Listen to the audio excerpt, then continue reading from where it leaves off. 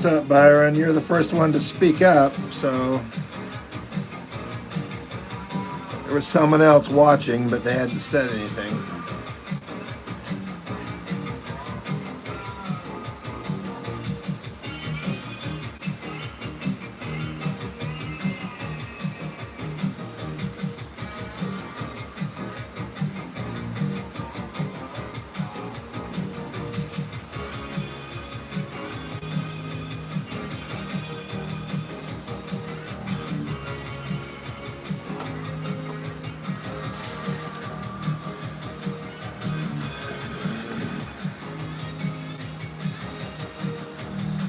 Illustrator, what's up?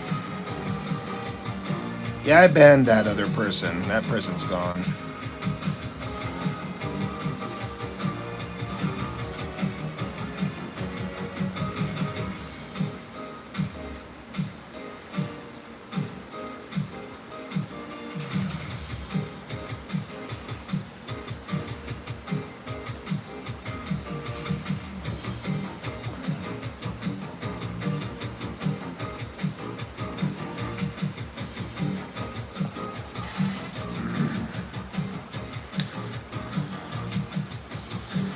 Illustrator, you loved my video critiquing Youngblood?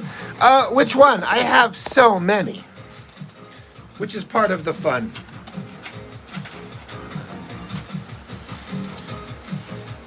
I'm trying to hit every Youngblood book that Liefeld has done, so far on track.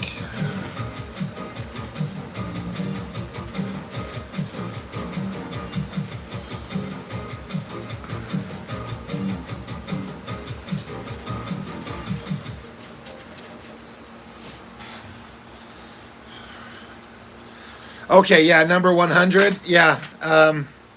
Yeah, that was a bit. You know what's crazy? I just looked on Liefeld's website. He's offering up for pre-order months, maybe even a year before he releases it to the stores. Youngblood number 101. So, I ordered it.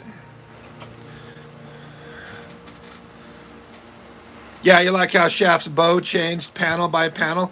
Yeah, that happens all the time. It just changes shape, changes style.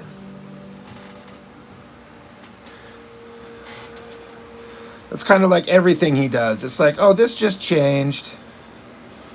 It's all right. It doesn't need to actually make sense now, does it? And we're like, well, I mean, it kind of needs to make some sense, doesn't it? It's like, no, you can just draw whatever you want. It's fine. You guys don't know what true art is. Like, all right, I guess so.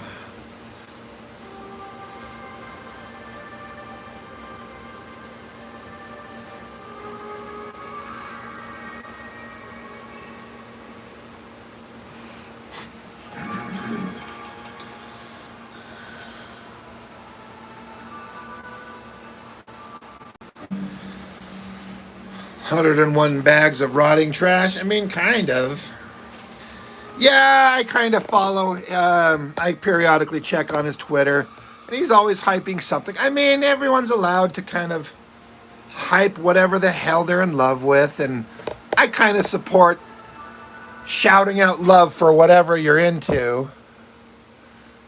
But I don't know. He's kind of hard to. It's hard to stomach sometimes.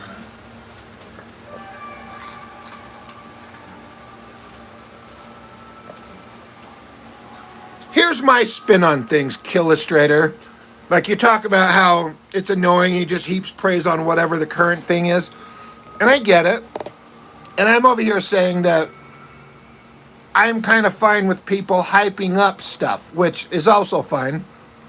But what drives me nuts about Liefeld is that he hypes up stuff, and if anybody verbalizes anything that even dares to barely be contradiction to what he says, then he turns into this extremely obnoxious asshole. and gets insulting and self-righteous and rude. Like, if he's like, I love this movie, and somebody's like, it didn't really work for me, then he like flips out. He's like, you're a fool, you're an idiot, you don't know what you're talking about. And that shit, that's where it becomes kind of an insufferable twat.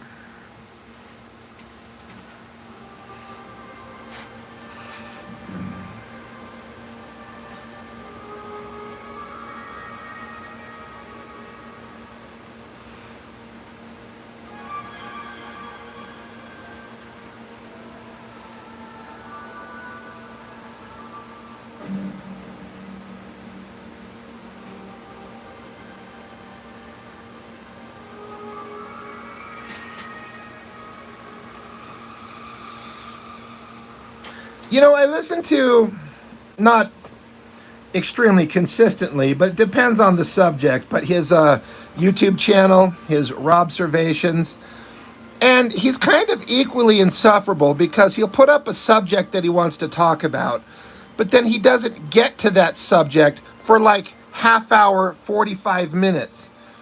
He'll start out with like news or just random thoughts, which usually involves him talking about sports, usually basketball, and making some kind of analogy about sports and basketball and shit. And he just goes on and on and on. He's an encyclopedia of knowledge. Like, there's no doubting that. He very specifically knows his comic history.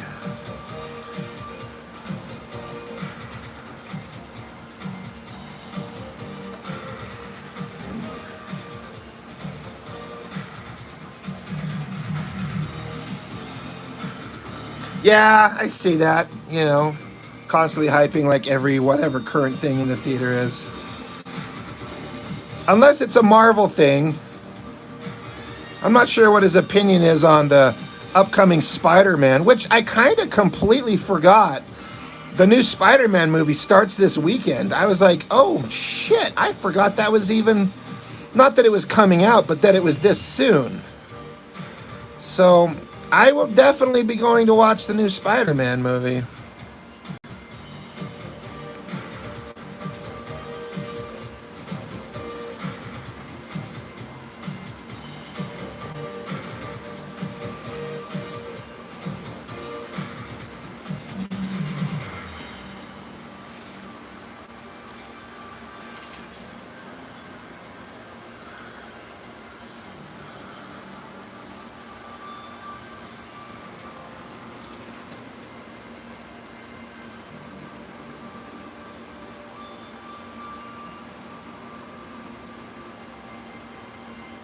What I found funny about the Kayfabe channel is that, you know, they talk to Rob. They bring him on, they chat him up, they do all that stuff. And you could tell the Kayfabe guys are clearly fans and they're kind of geeking out a bit for this, to talk to this guy who was like an architect of their childhood. And then they also get to draw pages in a book for Liefeld, which is fun. But then they'll go and review a comic. Like when they were reviewing that Captain America #1, you could just hear the Kayfabe guys kind of like biting their words just a little bit, because you know they want to say that this is fucking garbage, but they're kind of trying to be careful because they want to keep Liefeld as a homie. So it's like, I know, guys, you're trying to dance that line of being honest, but also like, you know that you're looking at this Captain America #1 and it's absolute garbage, and they're kind of being lightly kind of ribbing it, but they're not really going all in on it. It's like they always would talk about, they knew they were never going to get an interview with Jim Lee. It seems like they would say that. They know they're never going to get Jim Lee. So when they found some Jim Lee shit like All-Star Batman that they really disliked, they went all out with like, what in the hell is this garbage? What are they thinking? But with Liefeld, they kind of treaded lightly because they're friends. And I get it, you're trying to do a channel, but you're also trying to maintain professional relationships.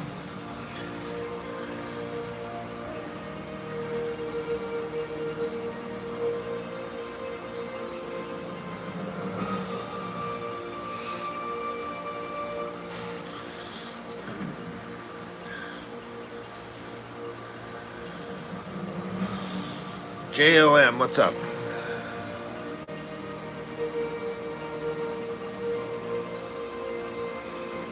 I don't think it's pathetic. It's being caught in spaces you didn't really expect. I find myself in that kind of space on occasion. I find myself becoming friends with artists online that I've started shitting on their books. And they're always been very nice to me, but I'm like, ugh. Now how do I go about and give my honest opinion when this person has reached out and been very kind to me? And it's usually not too hard to just, some of these guys are like, yeah, I know my stuff isn't that great back in the day. A couple guys have been like, I've been nervous to see if you would ever talk about my stuff. I don't want you to because it's so terrible. But they're like, but I find you so entertaining. So it's kind of hard to it's a balancing act when you're suddenly in that position. And I want to be able to chat these guys up. I want to be their friends. I might shit on their stuff from 30 years ago, but that doesn't mean they haven't grown and become fantastic now.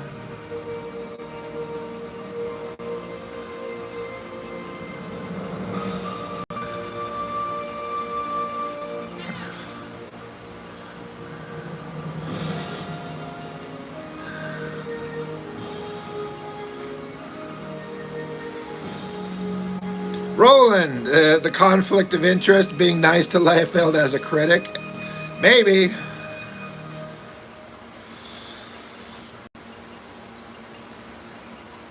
Yeah, I know who Van Sciver is in Comicsgate. In fact, someone pointed out about Ethan how he was praising my channel on his live stream a couple weeks ago.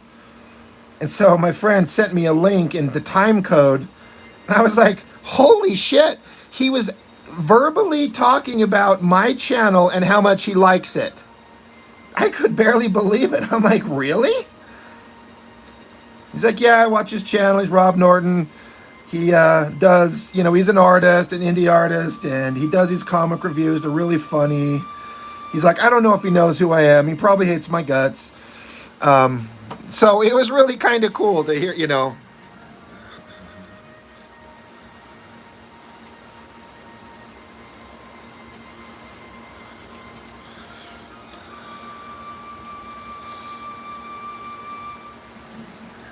Yeah, Killustrate. It was crazy.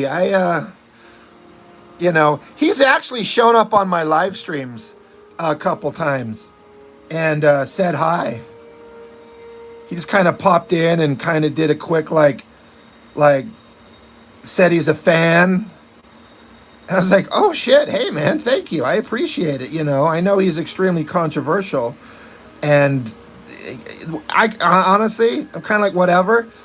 He can have his opinions on whatever, but that doesn't mean if he shows up and he's respectful to me, I will be respectful back. It's that simple to me. And I know there's some people out there who will not abide that kind of mindset. They're like, no, you can't be nice to him. He's a piece of garbage. I'm like, just because he might have opinions that everyone doesn't agree with or whatever, if he shows up and he's respectful to me, I will be respectful back.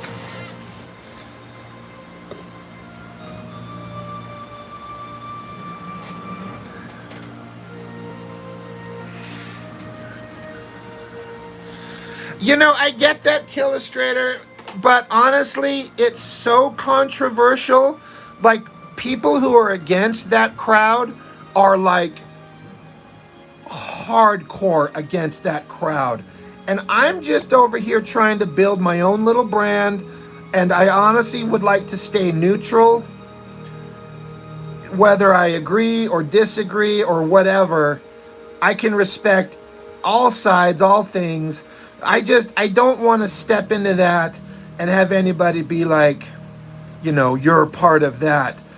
Like, no, not necessarily, but I'm not saying I'm against it. It's just, it's so divisive, and in the modern world that we live in, divisive like that means even if you just look like you're sort of part of a thing that some people don't like, that's specifically maligned like that, it's like poison to certain people. They'll never pay attention to you again.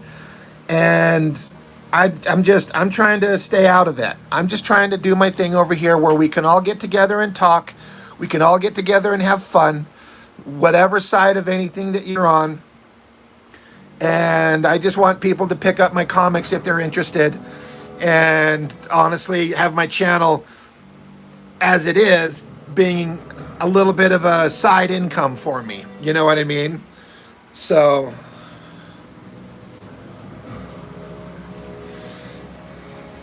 Killustrator, I have not done one yet, but I am working on one that will be along shortly. Roland, you're a part of it for a minute? Yeah? See, when it come out, I heard about it. Based on what I heard, I'm like, you know what?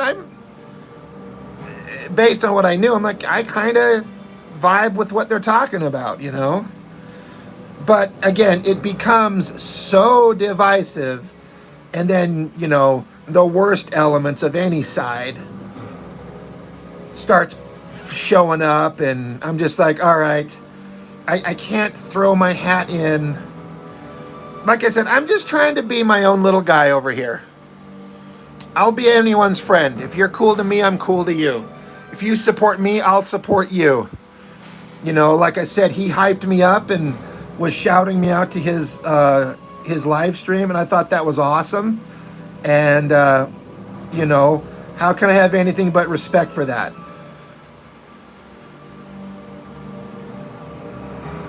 He even said something like, he's like, I'm kind of surprised we haven't like crossed paths or something like that. I think he lives here in Utah where I live.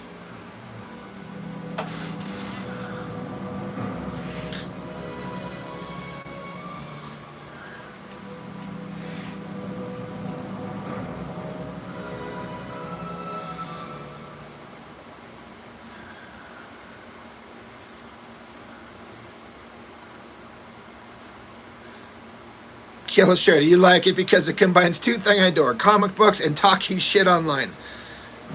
Champ. How do you make a design that sticks and is iconic? Boy, you're asking the wrong dude. How would I know? I've never done it. I think, honestly, sometimes it's just pure luck. An artist just probably throws together an idea and throws it out there, and it just works. And I've seen a lot of creators talk about they did a thing and they had no idea it would catch on in the way that it did, but it took off. And then other guys, they make stuff that they're certain is going to be awesome, and no one gives a shit. So I don't know. I think it's just pure luck. It's just luck and timing, right place, right time. And you might do it once and you end up never doing it again.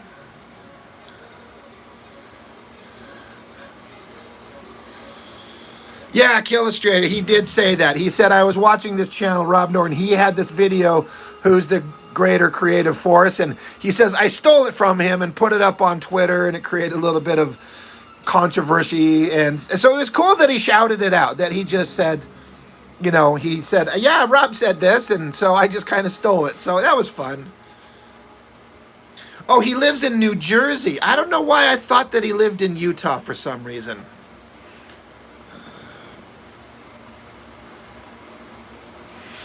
Roland has a good point as far as design. Keeping it simple, that helps. Of course, you could look at Liefeld's Cable.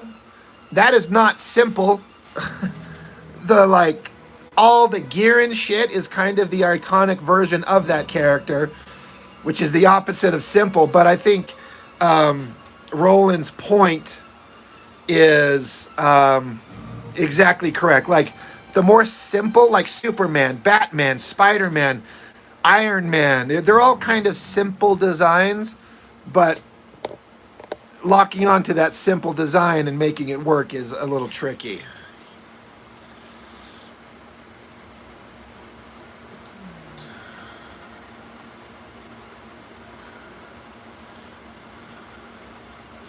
Yeah, as simple as a cyborg soldier guy can get, right? It's like, all right.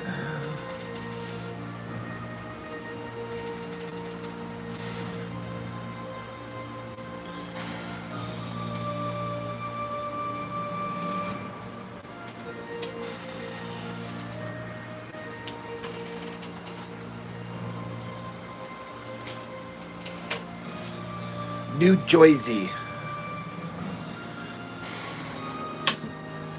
Is he from Utah? Why? I was so sure that he had some ties to Utah, and I'm not sure why, but I had it in my head that he was something with Utah.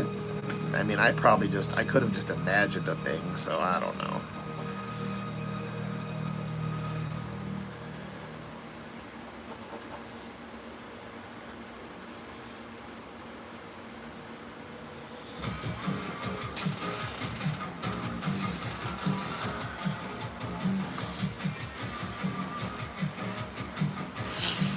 Oh, maybe that's it. Maybe I heard that he was Mormon, and maybe that's where I made that connection at.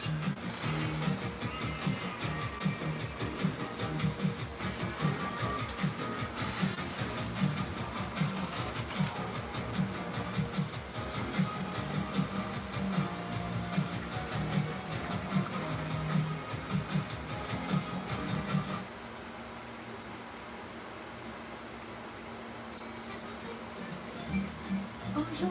Nous sommes ravis de vous accueillir de nouveau dans notre hôtel. Votre chambre est prête pour votre séjour. Oui.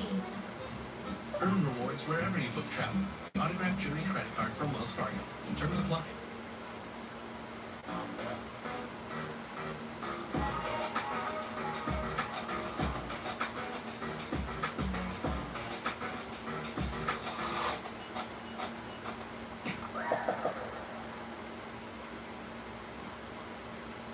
Jesus Christ.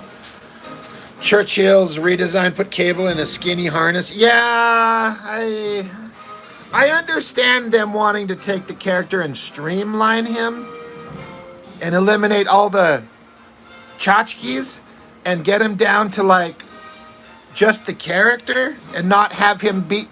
Cable shouldn't be all his gear. He should be a character that's interesting, whether he has gear or not. I get it. But it's like saying Iron Man is always as interesting, even if he's not in his armor. He can be, but I want to see him in his armor. Third act battle scene takes place in Salt Lake City. Hey, make sure you have the bad guys slam into the temple. That'll piss off some folks.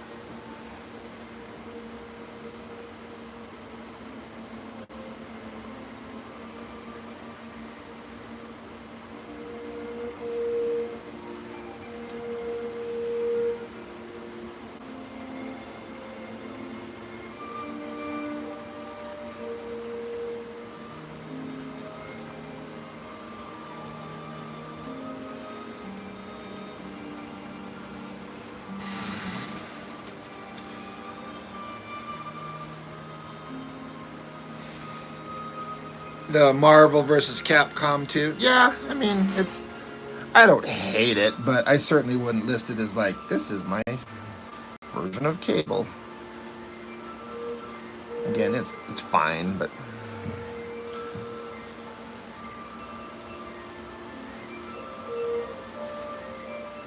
again, if I was ever given the opportunity to draw an X-Men story and I got to throw in characters that I wanted, Cable would be looking like his classic design.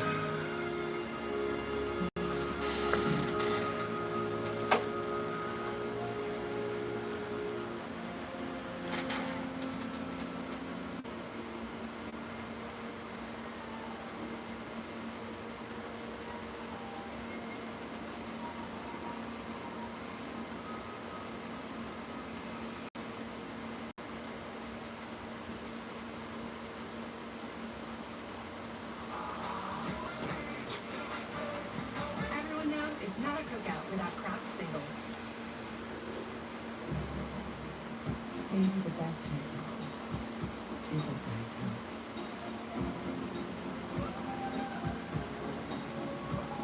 Explore Gem.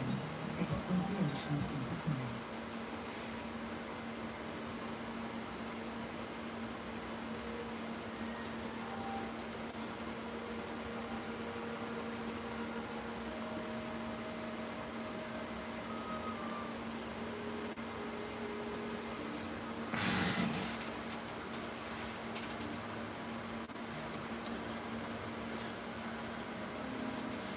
Liefeld would sue me for what? If I was given, if Marvel hired me to draw an X title and I would put Cable in his classic gear, especially the receding hairline, unless they absolutely would not allow it. But I'm like, his receding hairline has to be there.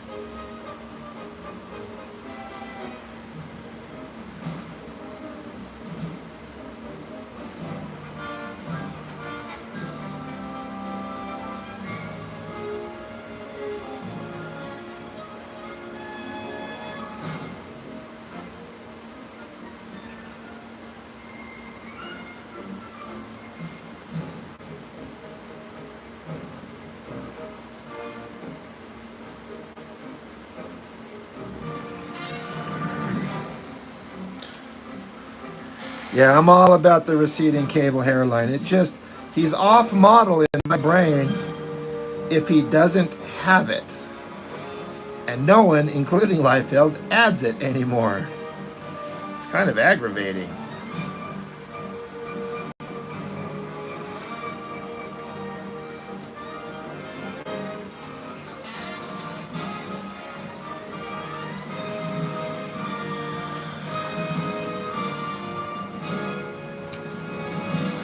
I doubt that, Byron. He wants Cable to look like the character he designed.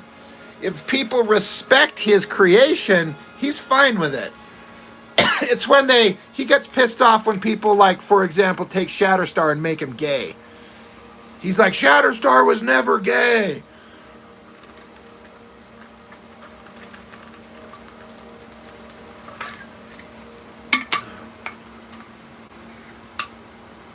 Yeah, look older because he's getting aged by war. I mean, sure. That would make sense. Scars on his face and everything.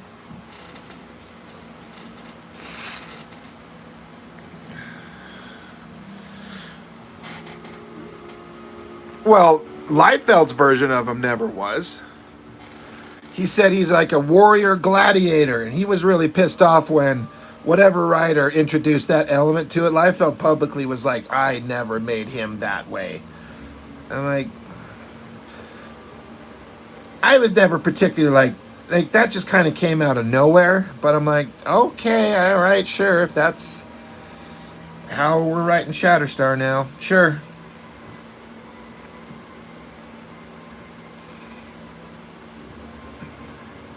I gotta be honest, I never gave much thought to who Shatterstar fucks.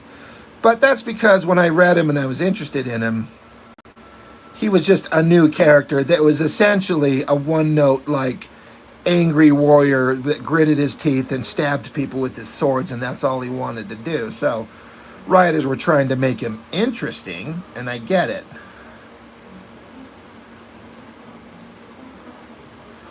Plus, I don't think there was a lot of concern at the time for who the hell gave a shit about Shatterstar.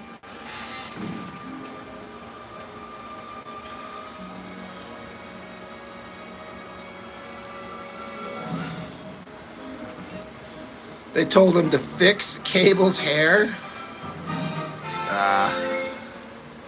It's so much more interesting with his receding hairline. If anybody saw like Alex Ross's painted version of Supreme, he gave Supreme the receding hairline, and that looked awesome. I'm like, that's really cool. I like that. It just, why not have a character? It's like, oh, it's almost like a character either has a full head of hair or he's bald. But why can't somebody be balding? It's tricky to make that work, but it worked perfectly. So.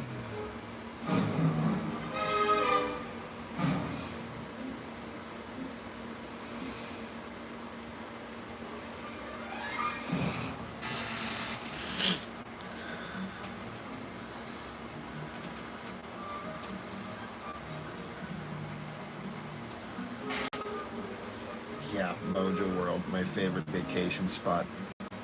It's true. There's nowhere in the Marvel Universe I'd rather be besides Mojo World. Well, that or in a private bedroom with Psylocke and Rogue. That would be fun. I would be into that.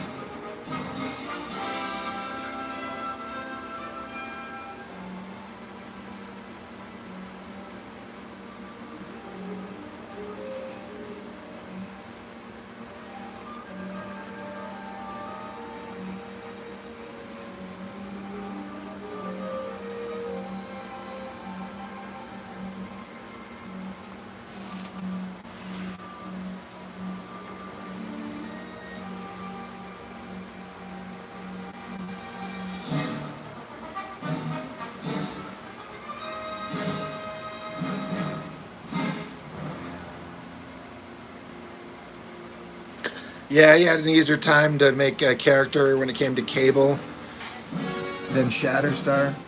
Yeah.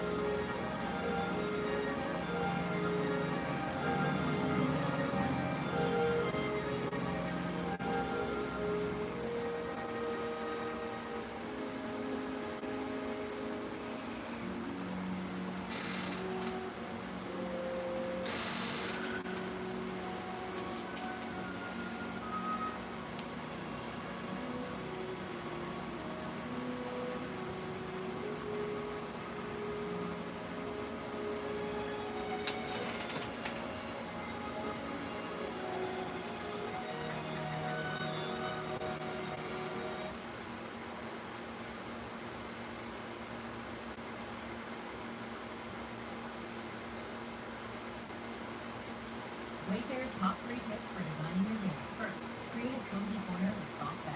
Next, fuel your all-nighters with a retro mini fridge and maximize your space with fun storage. Delivered fast and free. Shop your faves at wayfair.com.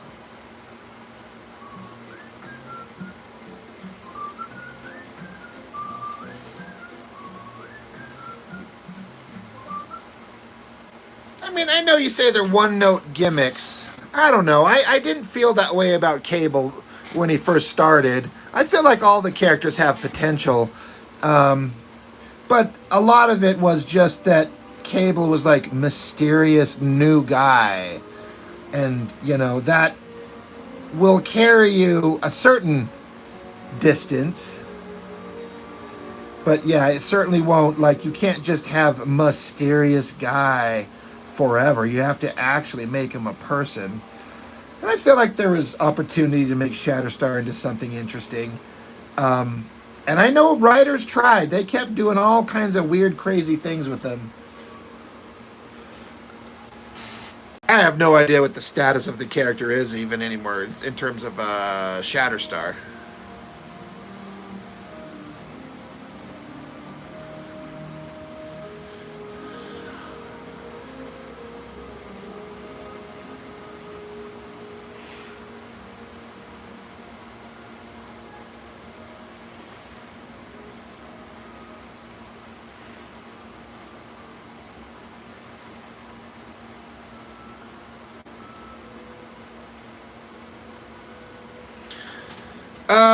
You're trying to draw more and stream more. Do you find it hard to put yourself out there and do this? So, I'm not sure how to respond to that.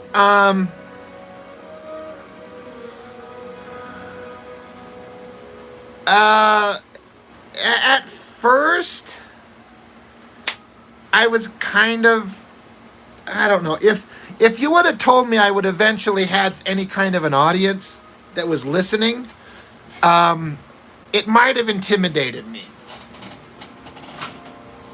But since I didn't think anybody would be listening except 2 or 3 people maybe, I'm just like, fuck it, just go.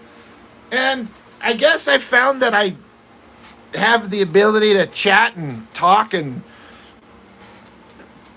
people seem, some people, most people seem to enjoy joining in the conversation. And I feel like if you're going to do anything online, you have to have some kind of personality. And I know a lot of guys who are like very talented and very interesting folks, but they can't talk. They don't interact, and they try to like review comics, and they're boring and they're bland, and it's kind of like a slog to get through listening to them because they just don't have that kind of like, I don't know, whatever it is, something interesting to say, something funny to say to make people have a good chuckle. I feel like a little bit of irreverence works. Having some kind of opinion that's valuable if you're going to be reviewing stuff, and a little bit of humility. There's a lot of factors that go into it, but I mean, I don't know. I guess I don't find it hard to put myself out there because it's turned out to be easier than I thought that it would be. So I don't know. I don't know if I'm really giving a solid answer. But I've had the good fortune of having a lot of positive feedback, which makes me feel kind of validated. Like, oh, I can keep going. This is kind of working. And,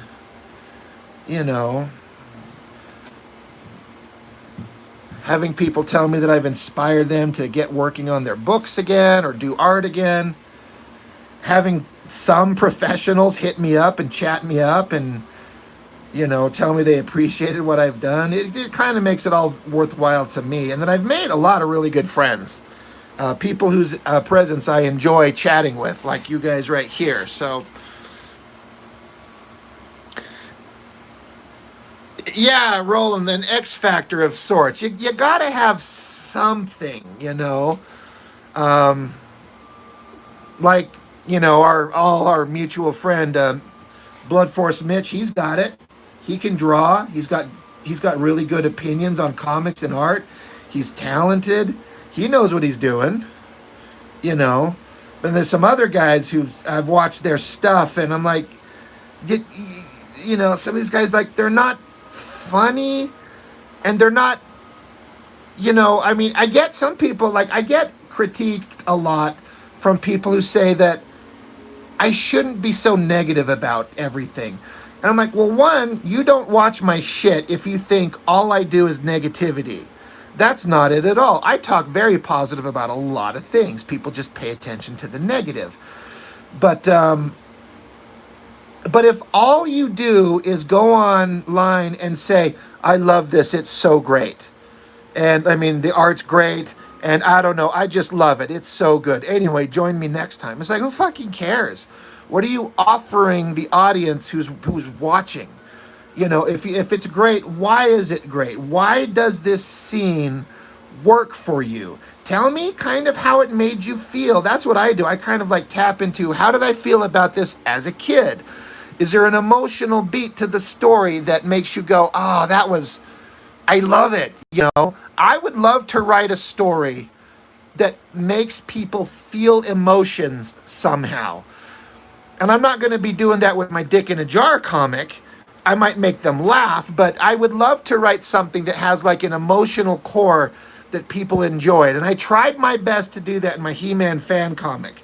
I had some moments towards the end where I built all this story up to these story beats at the end. And I did the best I could do to have those story beats pay off, and hopefully that someone got the vibe that I was going for. But anyway, I'm kind of getting off track. Like, again, having something to say and being able to say it if you're trying to build an audience.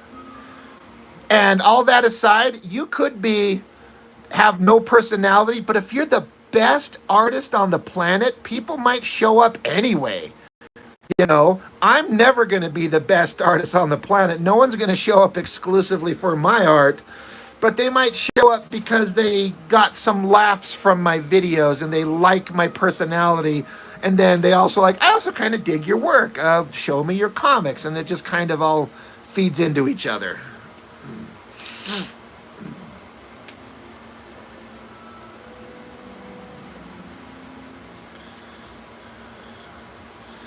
The difference between you and Mitch is that you're from the reader's perspective and Mitch is from the creator's perspective. That's an interesting, I never thought of it like that. I like that.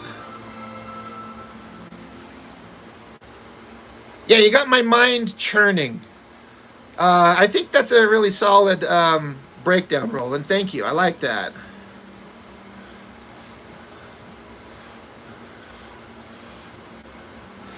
Illustrator, people need to be honest. We all love criticism and negativity. People don't pull over to examine a great parking job. They pull over to see a burning wreckage. Dude, that's a brilliant metaphor. Oh my God, that encapsulates it at all. Like, look, somebody parked that car really well. Let's all stop and admire it. As opposed to, that car flipped 10 times. I think that dude's brains are on the windshield. Let's stop and get some pictures. Oh my God, dude, that's great. That's great, man. God, I might use that analogy. If I rip that off from you somewhere, credit to you, sir.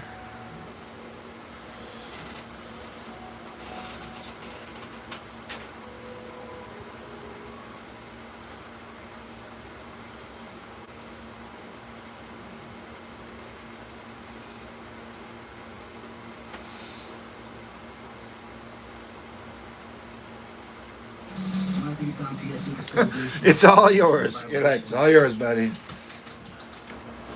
AAA Auto Insurance has been ranked #1 for auto insurance customer satisfaction in the Southwest. I have to say, I really keep up the good work. Are you out of here, Illustrator? Thanks for stopping in, man. If you're taking off, I've definitely learned the value of brainstorming ideas with people. It's like, I very often thought that I've had like, this is a perfect idea. But then someone else will come along and be like, but what if this? And you're like, oh my God, I never would have thought of that. That is, now it just changed everything. Like, brainstorming with people can really be a positive thing.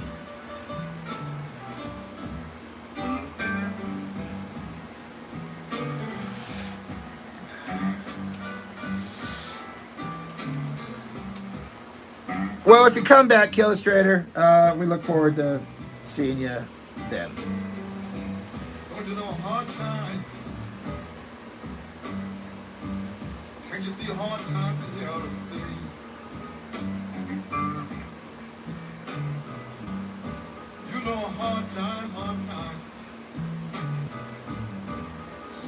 might be here to stay. Hard times, hard times. Oh boy, don't you know it worries me.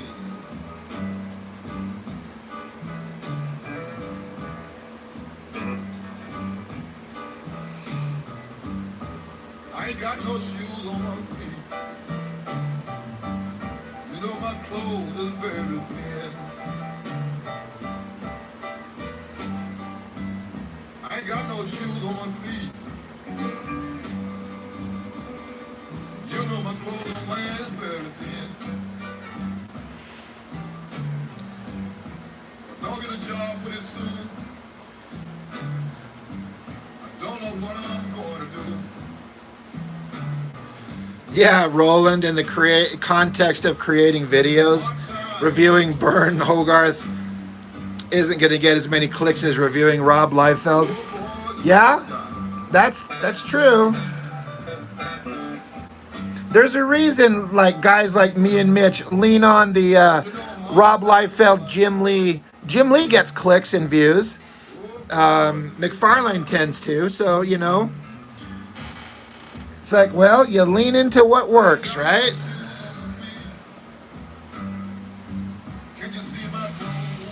My ultimate strength in comics is being an editor? I don't know. Maybe. It's hard to find other creative people in the world. That's the beauty of the internet. Yes. Without the internet, I'd just be sitting here making comics for myself. Like, how would I ever get anybody to see this stuff? You know, there's a lot of stuff about the internet and social media I do not like. But, man, there's a lot of positives. So it's all about using the tool the right way, right?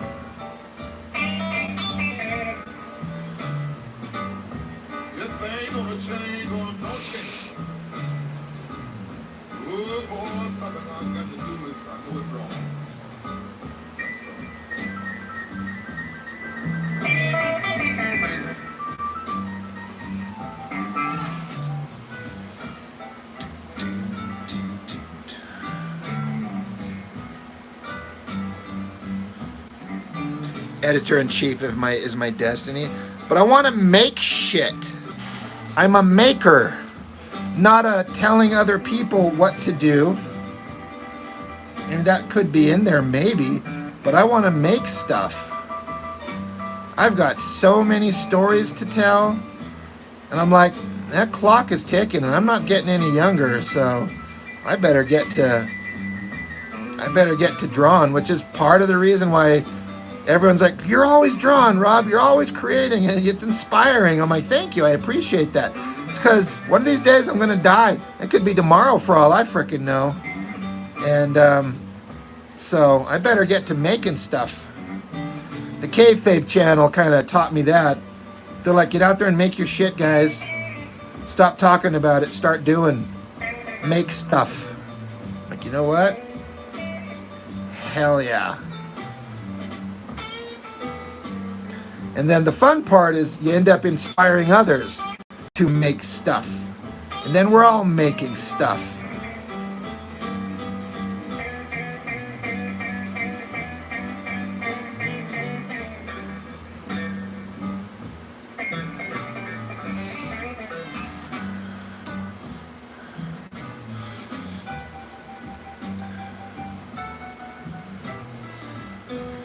Darwin says, I am your I am your density. Like what? I mean, your destiny. Well, I don't know that anyone's gonna give me a job of telling other people what to do. Except you, Byron, but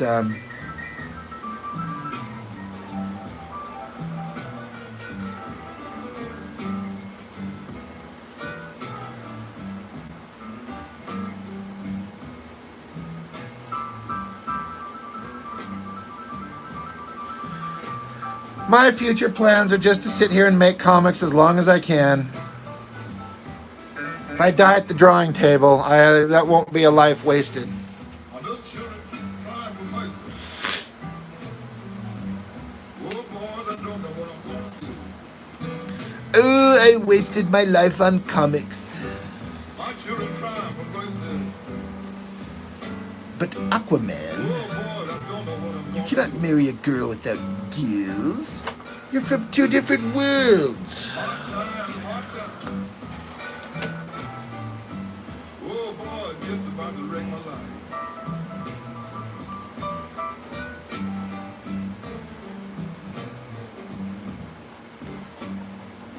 I wonder why.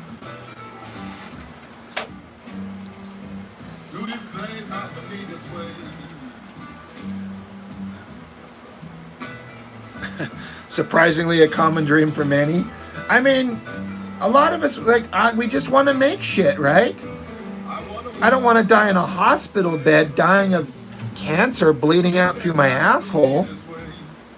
If I had to be at the drawing table, mid illustration, drawing a hot naked girl, because I mean, why not?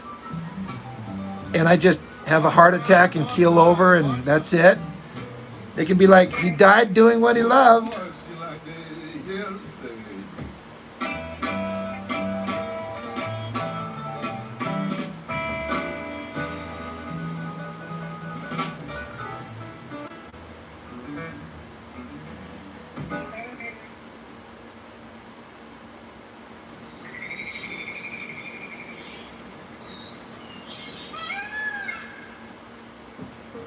Hat and Jack styles that can keep up with you.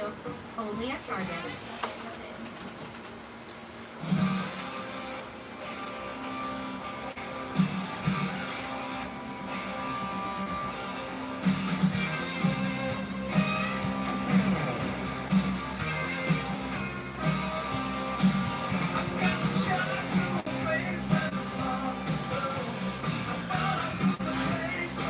Are you asking what my actual, daytime regular job is?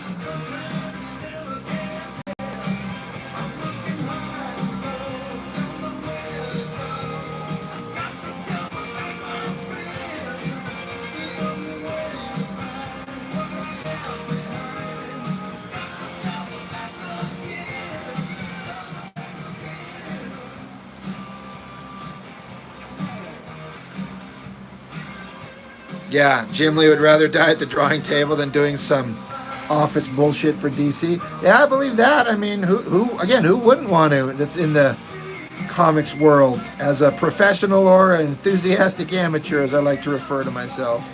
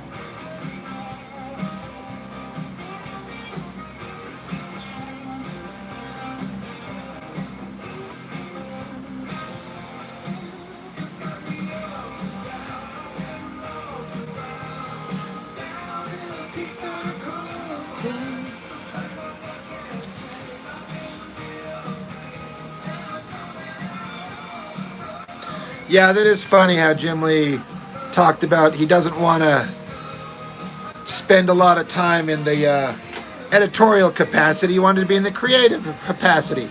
Then he ends up running creative control over DC.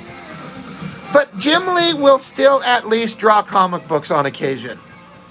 It's not like McFarlane, who doesn't. Like, he inks covers, he runs his empire, he hypes his book. He's always doing creative stuff, but I all that shit's irrelevant to me when I'm like, I just want to see McFarlane draw a comic book. That's what I want. I don't want McFarlane's intellectual properties as much as I want McFarlane's art. And again, got to give credit to Liefeld. The man literally never stops. There's a man who will die at the drawing table. he will keel over dead with a drawing of Badrock on the table. And you know what? I mean, respect, you know?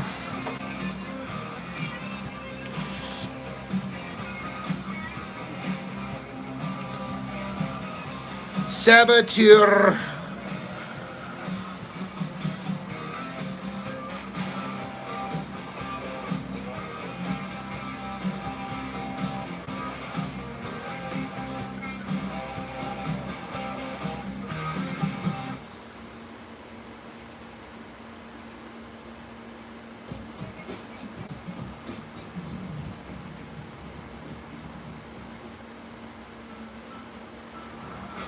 La Marca Prosecco is made for special occasions.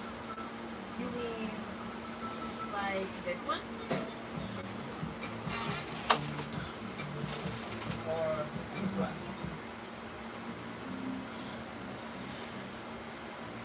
Yeah, tell McFarlane to get to work. No one can tell McFarlane what to do. That's okay. And I give McFarlane credit. He may not be drawing books, but he's making a lot of books, and he's giving a lot of artists jobs and work to do, and he's putting stuff out there. He's making new content. So I'm kind of, you know, it's something. And I will always kind of respect that he's sticking by his own brand, no matter what anyone else thinks. He's like, I'm hyping up the Spawn brand, and I'm going to keep hyping it up forever. I may not be interested in the Spawn brand, but he's making it work, and I respect it.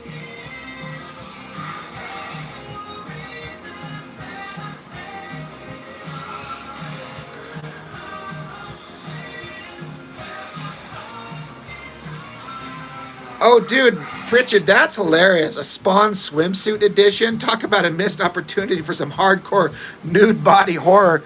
That's hilarious, man. I was flirting with the idea of doing like with my stupid He-Man fan comic, of doing like a He-Man swimsuit edition. Like, it's still in the back of my mind as like something that would be like a funny little addition. Just cuz. And getting other people who would be interested of doing like kind of like those old Marvel swimsuit issues. Just get artists who are like, grab a character, guy or girl. Honestly, make it as risque as you want. I don't care. It seems funny to me, but my sense of humor is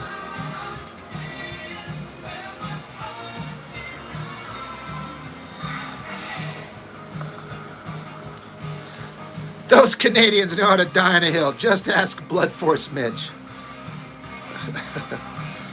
If Spawn outlives him even by a single issue, he'd die at peace. Yeah, I believe that from him for sure. Orko has an insane six-pack, but he still has his hat and scarf on. He has to, because we can never see his face. That's one of those things where I'm like, that's one of those like secrets I don't think ever needs to be revealed. I don't think I ever need to see Orko's face. But that is funny.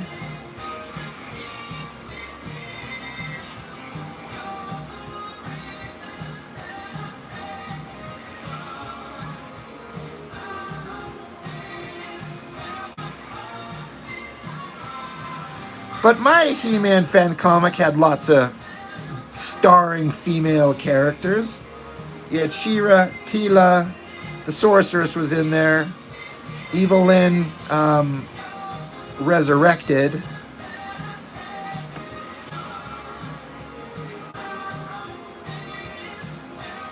Then a bunch of big muscly dudes.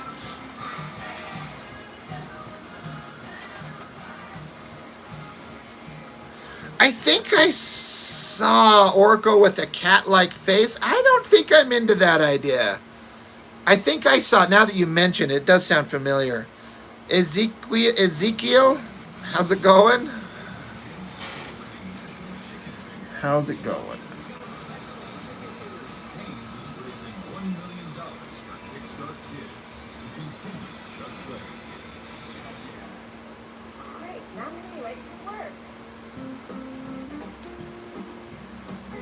Yeah, I don't think any revelation of Orko's face would be as interesting as the mystery of we just never get to see it.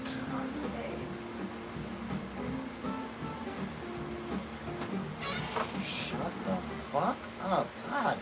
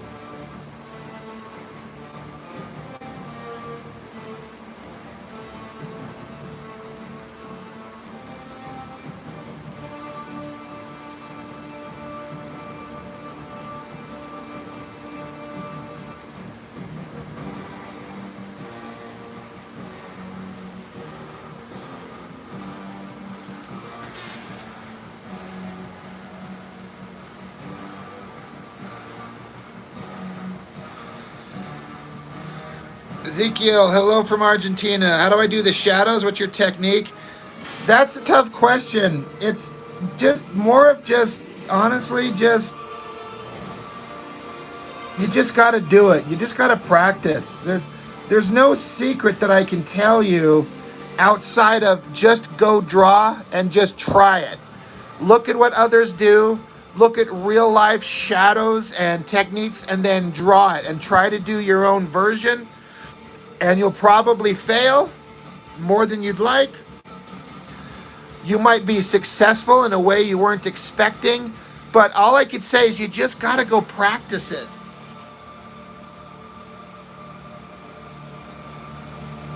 Because that's, yeah, learn lighting. That's really all I could say. I can't tell you that there's the technique is just go learn, just go draw and do the best you can do and keep going. The more you draw, especially draw from life and learn the reality of it, then you can kind of start farting around with it and coming up with exaggerated, exciting versions that you'll be kind of happy with.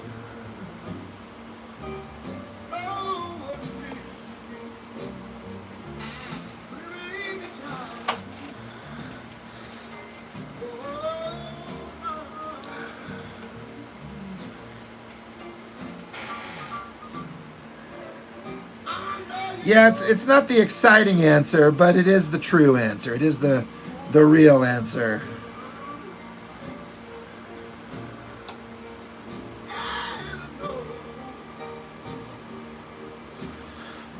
Some artists like to keep it really simple and it works perfectly. And I'll look at that simple technique and I'm like, that's perfect. All you got to do is just go really simple. But then I'll watch another artist and they like hyper complicate it and render the shit out of it, and there's line work everywhere. And I'm like, that looks amazing. That's the way to do it. I need to do it that way. And then I'm like, and then I'm successful at neither.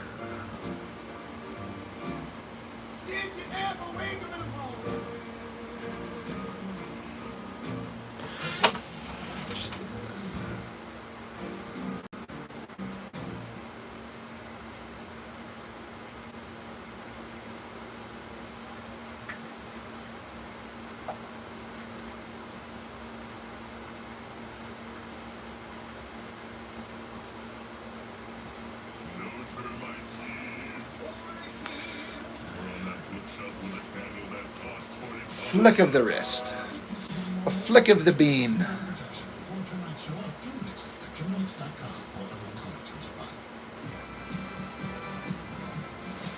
River, what's up?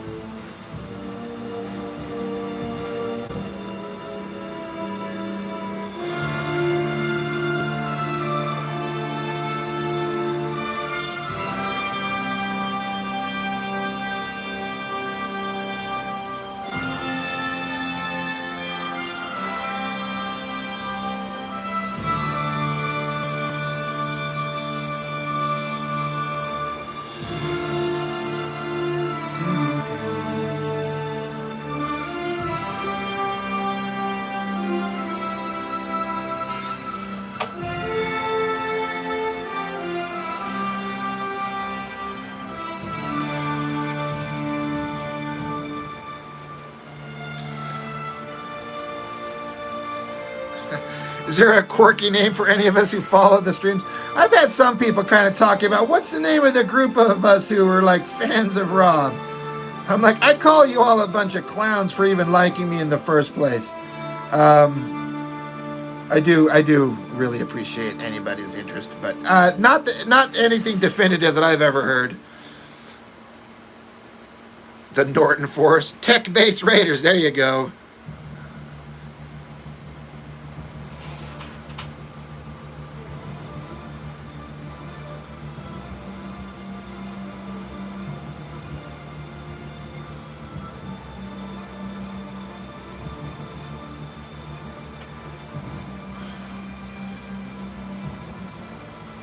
You toads really piss me off sometimes. Yeah.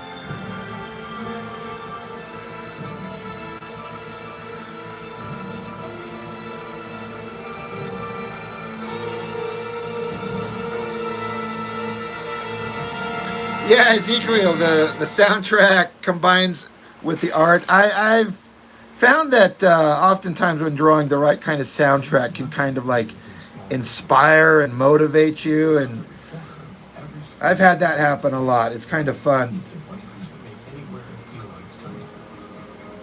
Because what small builds is bigger than itself. Livelihoods, families, entire communities.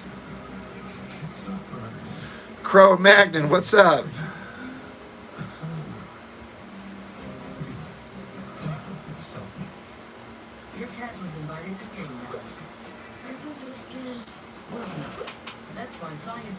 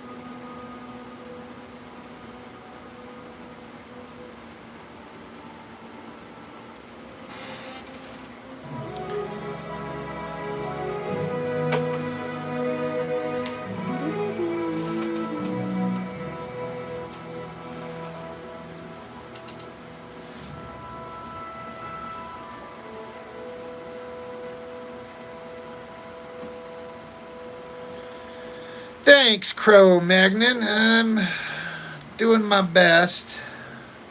I guess, I don't know. I guess my best could be better.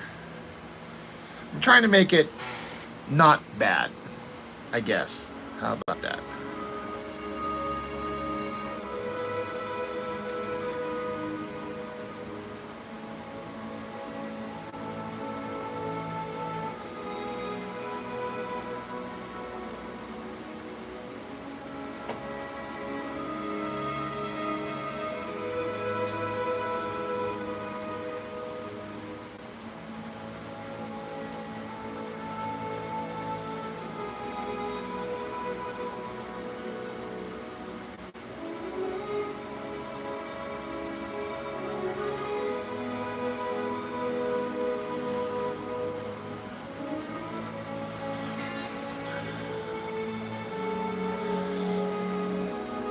Cro-Magnon, I feel like it's been a minute since we've seen you around. Hope you're doing well.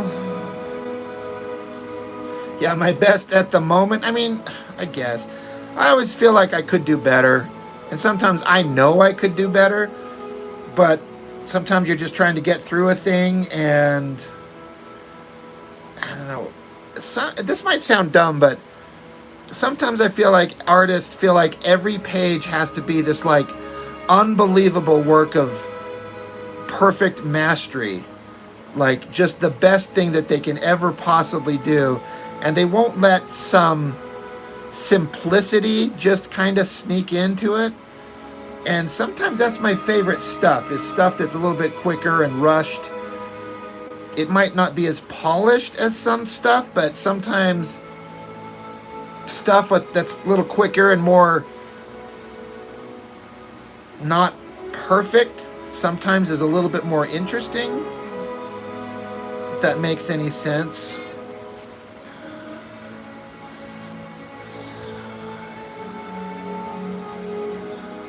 Yeah, Roland, I am working with this bottle of ink, if that's what you're talking about, that never runs out.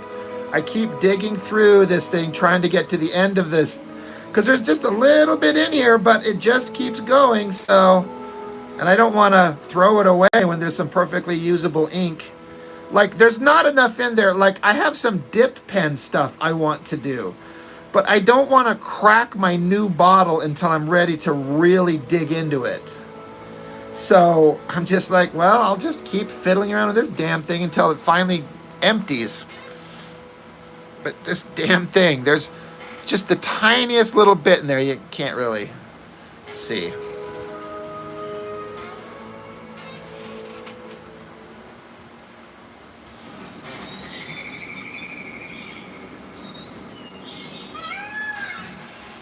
With yearly Perfecto Quantum, one injection at your vet protects against fleas and ticks for 365 days, all in one dose. Use of caution.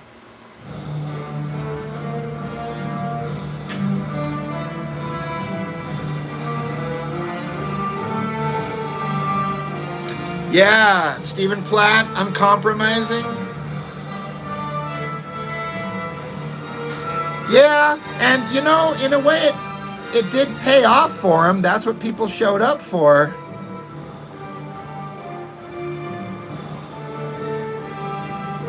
I mean, as much as we give Liefeld a bunch of shit, it does sound like Stephen Platt was a bit of a douchebag in his younger days.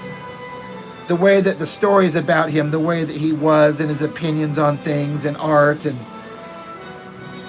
it's like, I guess when you're that young and you suddenly get that level of success and everyone is kicking down your door to get you to work for them, and you're just a, you know, smarmy know-it-all kid. But boy, does Liefeld not like that guy these days, which that's funny to me. See Liefeld spin out over Platt.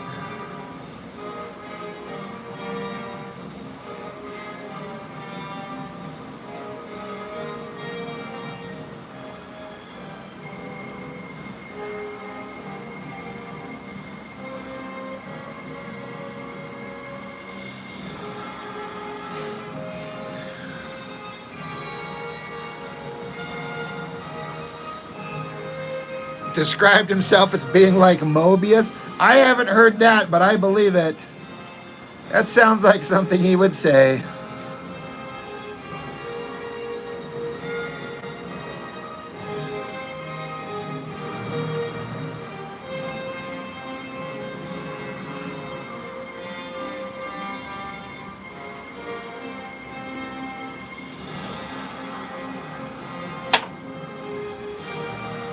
It's like, calm down, Stephen Platt. You're a 19-year-old kid. You're drawing a comic book called Prophet, where it's just a guy stabbing people. It's not that brilliant. It's fun, and, you know, go for it, but it's not that brilliant, my good man.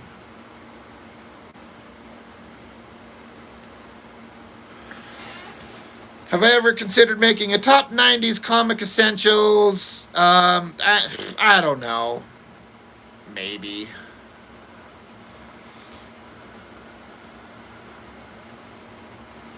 I'm listening to the soundtrack to Last of the Mohicans.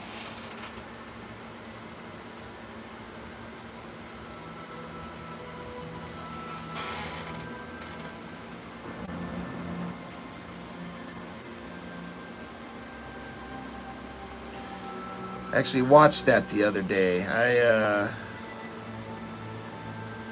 went and saw the Odyssey, and then I came home and immediately watched Troy. And then I watched Young Guns 2 just like 2 days ago. And then Last of the Mohicans just kind of queued up and started playing on its own. I just kind of let it run while I was doing some other stuff. And great show.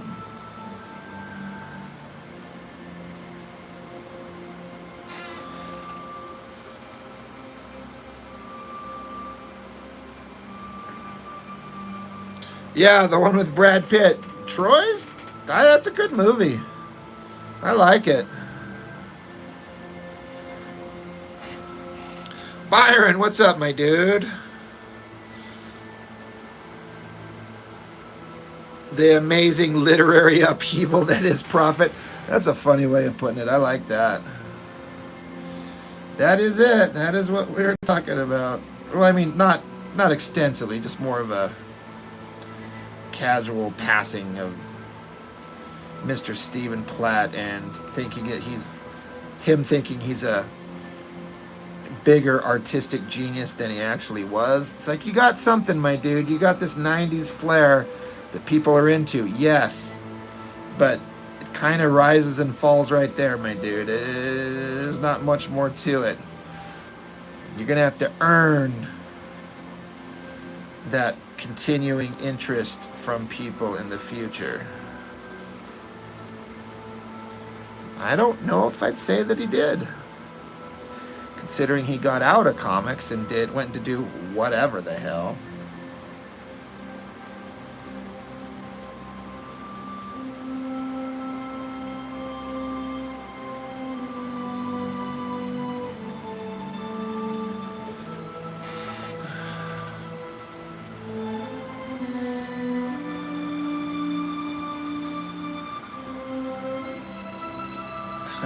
What are you, sensei? I like it.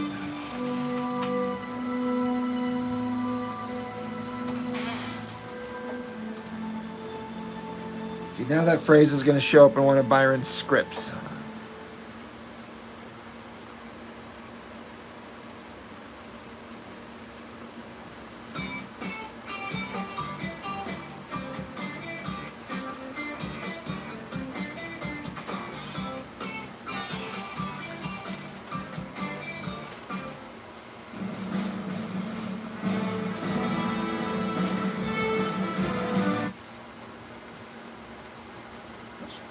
Sucks.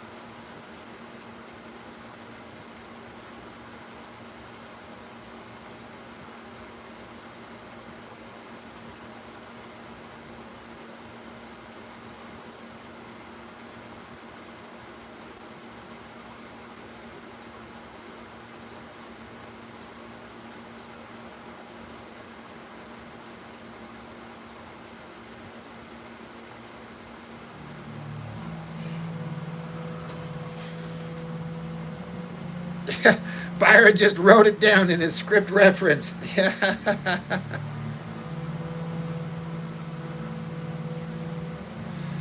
Platt seemed to turn into a Finch clone. I'd agree. I kind of get, him as an artist wanting to improve, so to speak. And there's nothing wrong with that. But he definitely lost something. Most people would agree that's like, your shit ain't nearly as interesting as it used to be. It's technically better, but it's infinitely less interesting. I'm a little bit different with my interest in Stephen Platt. I am not a fan of his Moon Knight shit nor his Prophet shit. I think the best version of Stephen Platt that I liked most is his Soul Saga. That stuff was like him still doing his exaggerated nonsense silliness, but more refined, less obscure and weird. I thought that stuff looked the best. So that's me.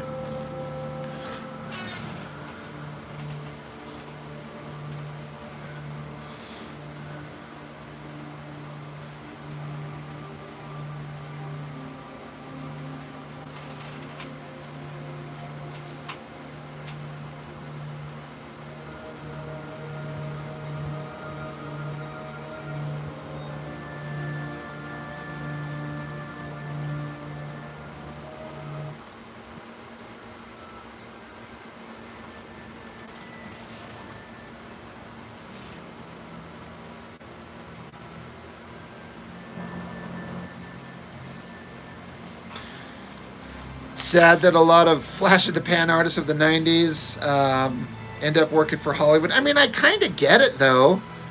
A lot of these guys, like, that interest dried up and they had nothing else to do or nothing else to offer, so they went somewhere that offered more stable money. Like I've mentioned before, my friend, you guys all know Ginger Bear that shows up in the chat often. He works in an office right next to Chap Yap. You know, maybe not literally right next to him, but that's how he describes it. He's like, yeah, I know Chap. He's like, he works right next to me. He's left comics behind in the rear view mirror. He's like, he doesn't care. He's got a wife and kids. He's got a career. He's got, you know, he needs a more stable income than frickin' comics could provide. And so Ginger Bear's hit him up. He's like, we should do a thing. You should just draw a page or two or something. And I even said, do you think there's any chance you could hit him up and ask him if he'd like have a conversation with me on my YouTube channel? He's like, I'll see. I don't know that he wants to, but I'll try. And I was like, oh my God. And he comes back and he's like, yeah, I kind of was sussing him out and I don't think he's interested in any of that shit. I'm like, no, that's fine. I get it. But oh my God, I think an interview with Chap Yap would go over really big because so many people were into that guy's shit, and he was such one of those like big artists for just a minute, and he put in a lot of work.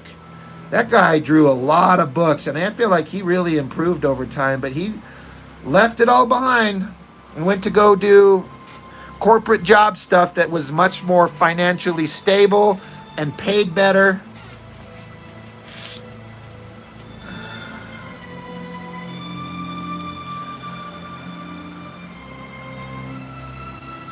Yeah, I was like, when Ginger Bear was telling me, he's like, yeah, I know the guy. I work with him. I'm like, what? He's like, yeah, I talk to him all the time. We work in the same, they're in the same kind of, it's like a video game production house or something like that Ginger Bear works in and something like that. And he says that Chap doesn't even like, he makes it sound like Chap, it's like it's another life that he used to live. He doesn't even think about. It's like he doesn't even think that anybody'd be interested in his stuff. I'm like, oh, he doesn't know. There are plenty of us old-timey nerds that grew up with that shit that would be like, I would love to get the down low on what it was like for Chap to get hired by Liefeld to work on those books. What was his favorite stuff? You know, there's so many questions to ask from a guy that was in that kind of, that world. And, you know, who knows? As long as he's out there and he's alive, and I'm still friends with Ginger Bear, and maybe it'll happen, but I kind of am not holding my breath.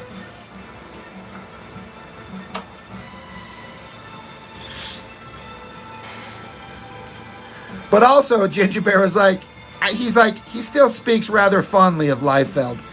And he's like, I don't know if he'd be kind of like cool with your channel talking a lot of shit about Liefeld. I said, I completely get it. Like, Understood.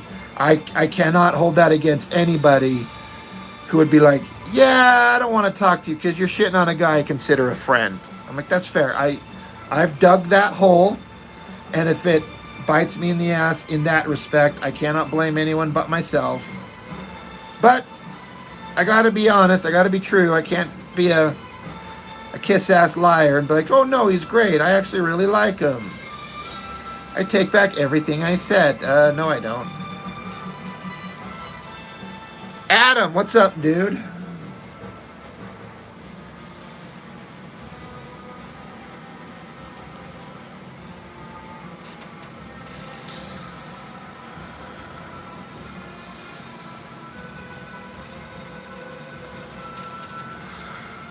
James, what's up? Oh, pardon me. I didn't mean to yawn right then.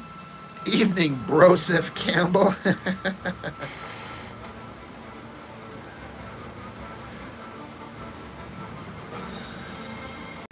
But I may not get a chance to talk to Chap, but I have chatted up a couple Extreme Studios guys, at least 3 of them. And it's not impossible to imagine getting to have a conversation with them.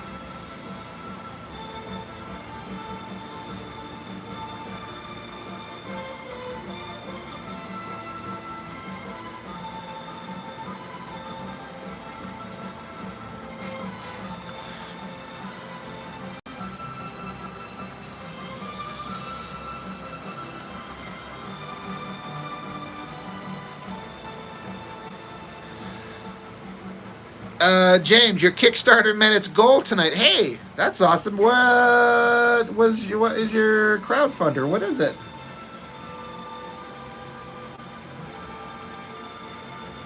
It's always nice to hear people, at least hitting their goal.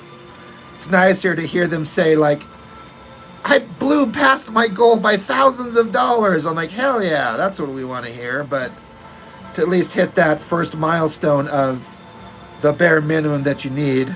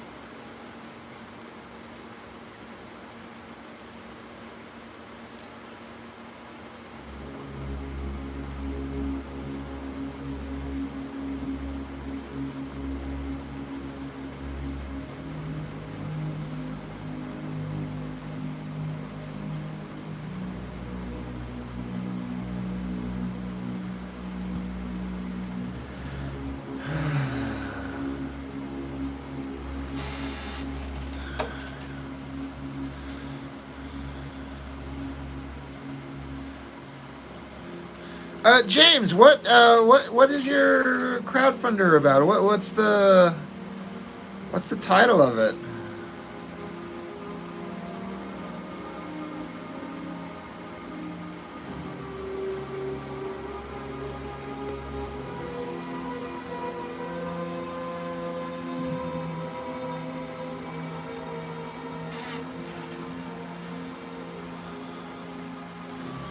Papa Balloon and Cactus? Is that what it is? Is that what Roland's referring to there? Sorry, forgive my not knowing what it is.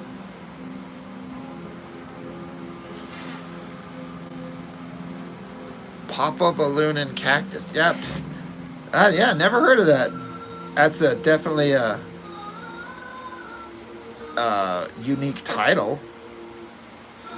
Definitely makes you stop and go, what?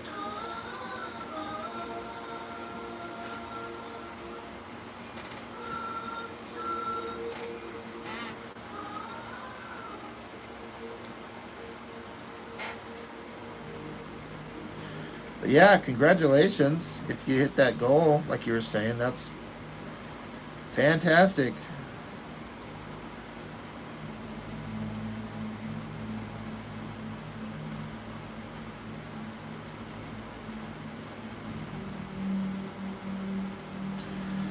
I'm already nervous for my own campaign. I haven't even started yet. I'm like, ugh, it's gonna fail. If a man is convinced he's gonna die tomorrow, he'll probably find a way to make it happen. I gotta be more positive. Who could tell me where I got that quote from, though?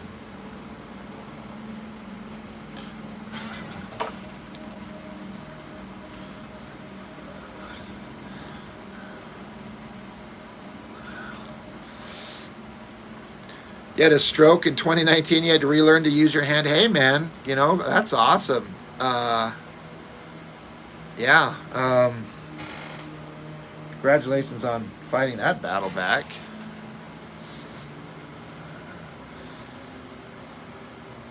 It's just a cactus and his balloon frenemy. That's funny, dude. That right there, I'm like, you know what? You got my attention.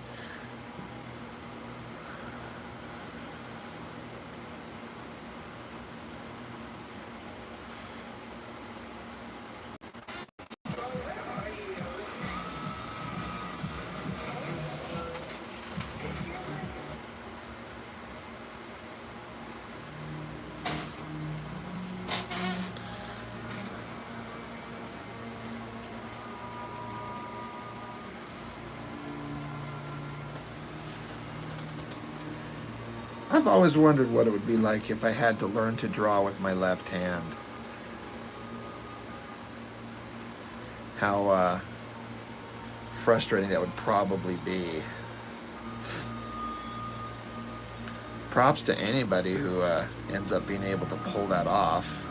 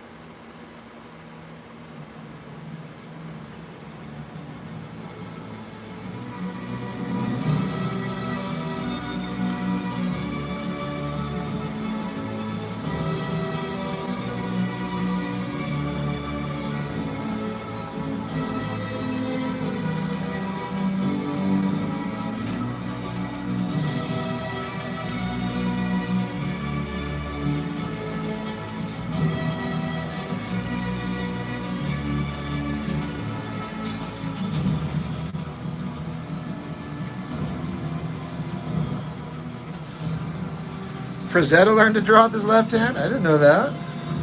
Did he have to, or did he just want to?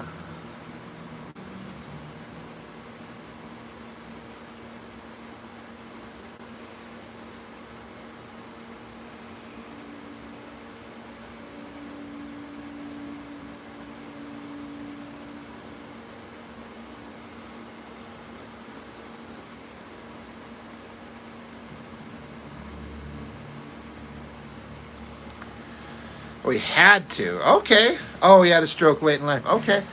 Yeah. I clearly don't know a lot of the life history of Mr. Frazetta. just that he was awesome.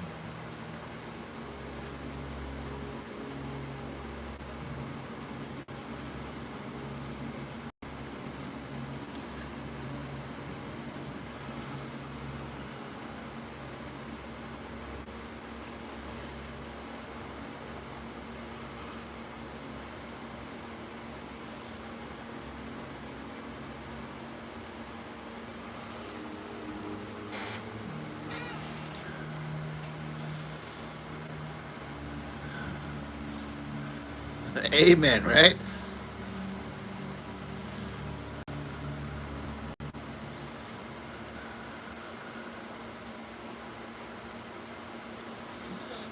Roland, your mutuals with his granddaughter? Hey, there you go. Damification. Yeah, man, I did a whole video on the new Bad Rock comic. It's on my channel.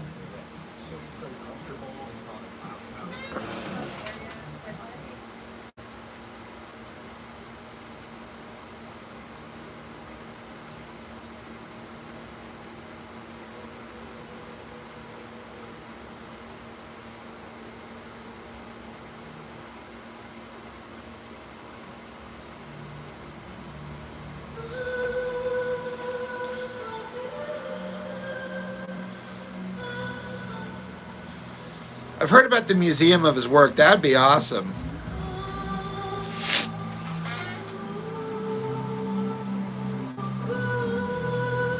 How about the new Savage Dragon? I got the...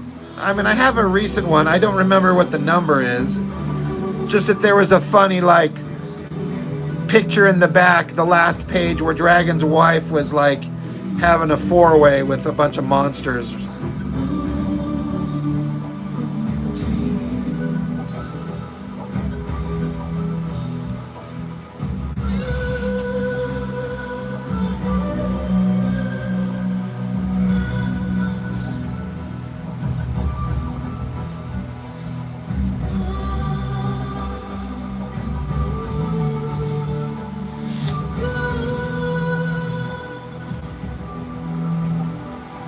Oh, okay. With the Savage Dragon. Yeah, I mean, it's on my holds. I'll be stopping in this weekend to pick it up. Hopefully the new issue, the Terminal, is supposed to be there. I know that's out. The Kirkman book.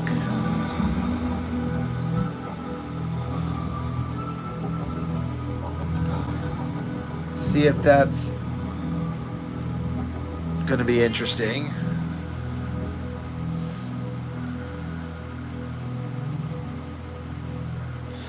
You admire the book for consistently looking energetic after 281 comics. You're talking about Dragon.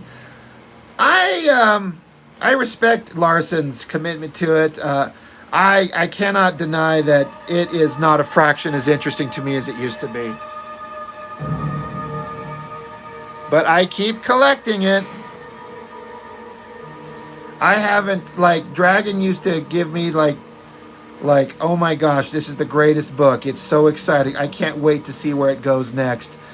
And I haven't given a shit about it, really, in years. But, you know, he keeps going. And I'm not ready to break that unbroken line. I'm going to try and make it to issue 300, and then I'll decide from there if I want to just be done with Dragon, because I'm just kind of collecting it out of habit at this point.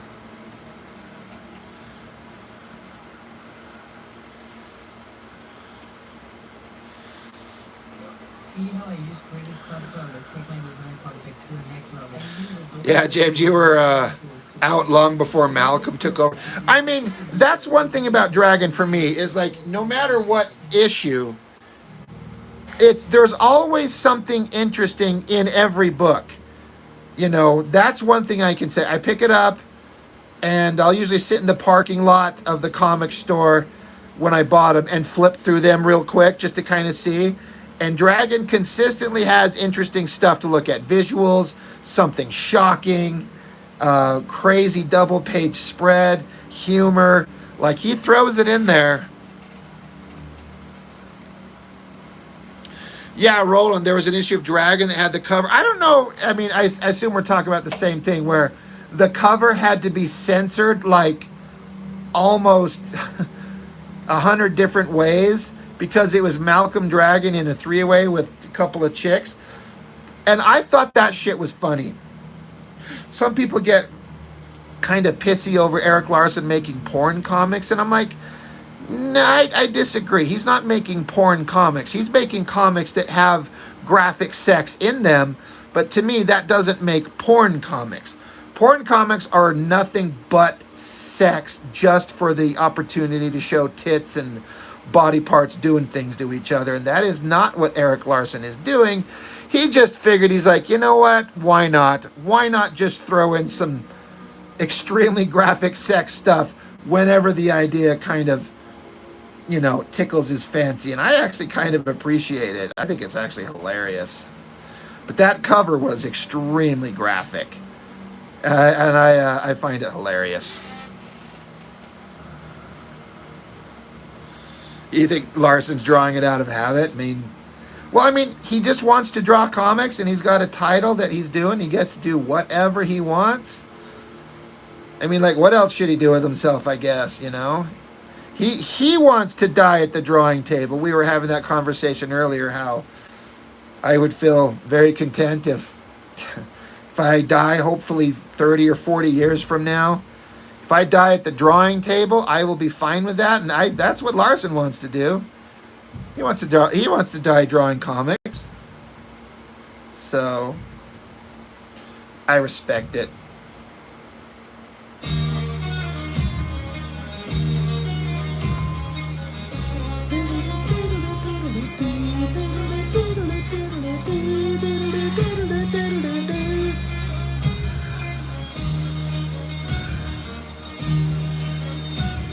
Yeah, I thought Dragon was still a cop. Yeah, that version of Dragon has been gone for years.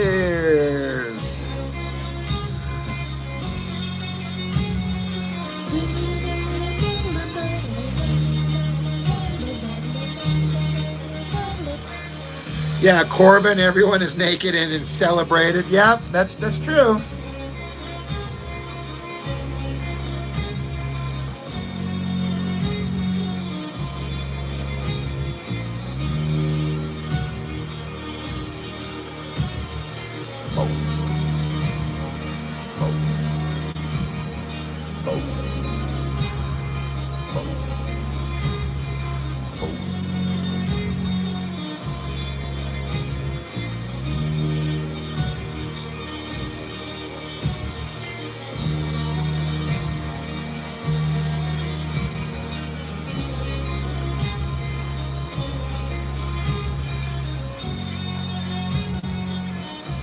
Yeah, well, yeah, Dragon stopped being a cop. That's true. That's a good point. I wasn't even thinking about that. He stopped being a cop and then joined the Society of Superheroes, the SOS. Became like the leader of a government-sponsored super team. And that stuff was fun. You know me, I'm covering the Dragon. We'll get to all that stuff. He goes off into space, finds a version of like Darkseid out there in the universe, goes to Asgard, fights Thor and Hercules. Wacky adventures the Dragon ends up having.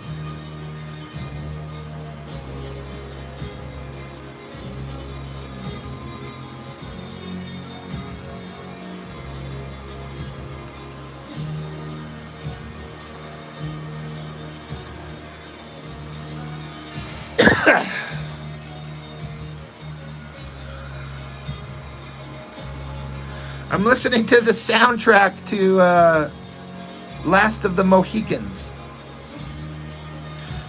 I never watched the Savage Dragon cartoon because I could tell that even Larson was like, it's nothing like the comic. It's dumbed down for children. Even Larson was like, this is just a way to put some money in my pocket.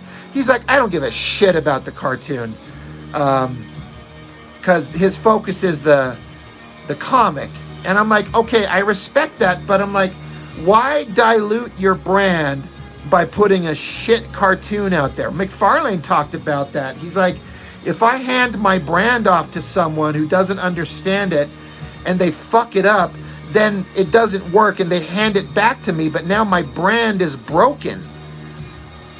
And I'm like, you know what? That's fair. So, Larson was like, I don't give a shit about the cartoon. It's just a way to make money so I can keep making the comic, which he is. But no one looks back at the Dragon with any fondness because it was just another generic, like everything that made the Savage Dragon unique, you don't find it anywhere. Yeah, cartoon. How could you? So, I don't know. I feel like that was a misstep. But I kind of get Larson's idea of like, I just want to make my comic and this is a quick way to put some cash in my pocket. Like, all right, sure, I guess.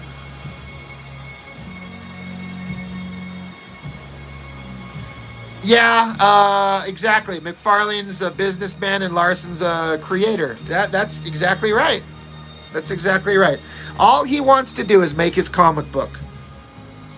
And again, me too. Respect. But I do think that there is some credibility to be like, you kind of screwed up your brand, though. I mean, maybe. I watched some of the Spawn cartoon. I have my problem with the Spawn cartoon, and this is going to sound stupid, is that they have the guy doing the voice who was the voice of Goliath in the Gargoyles cartoon, and I just couldn't see past that. All I hear is Goliath, and Gargoyles was a vastly superior product in my opinion, and I could not, I couldn't get past it, and so I just kind of like, it looks good, people dig it, but I wasn't into it. James, you think he knew he was a low-tier Image founder? I mean, I think he knew his place. He wasn't Jim, Todd, or Rob. But when Dragon come out, everyone, like all the creators said, like, Larson's making the most interesting book. So, I mean, I don't know.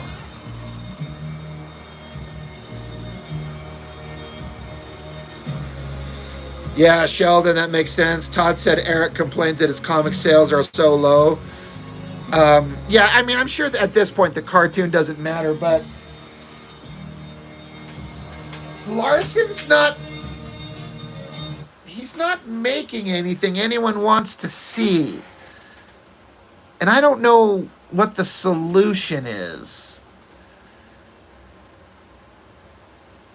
And he occasionally goes back and picks up work from Marvel, and I'm sure that's to kind of put some money in his pocket, which, why not, right?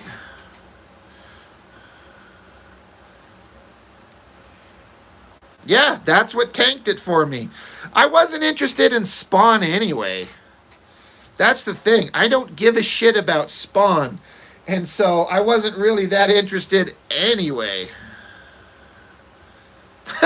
Roland, I dislike the HBO Spawn series because it's an incoherent mess, just like the Spawn proper. See? Roland speaks my truth. But yeah, I don't give a shit about Spawn anyway. I'm not saying it's bad. I'm saying I don't give a shit personally. And again, if people love the Spawn thing, Spawn is the hot girl at the bar. You get to know her, then you wish you didn't. Yeah, Keith David, he's great, but man, I was so into Gargoyles, especially when it kind of started. It did kind of, they fucked that up. They fired the creative team. For like the final season, the animation took a dip. Yeah, they really blew that one.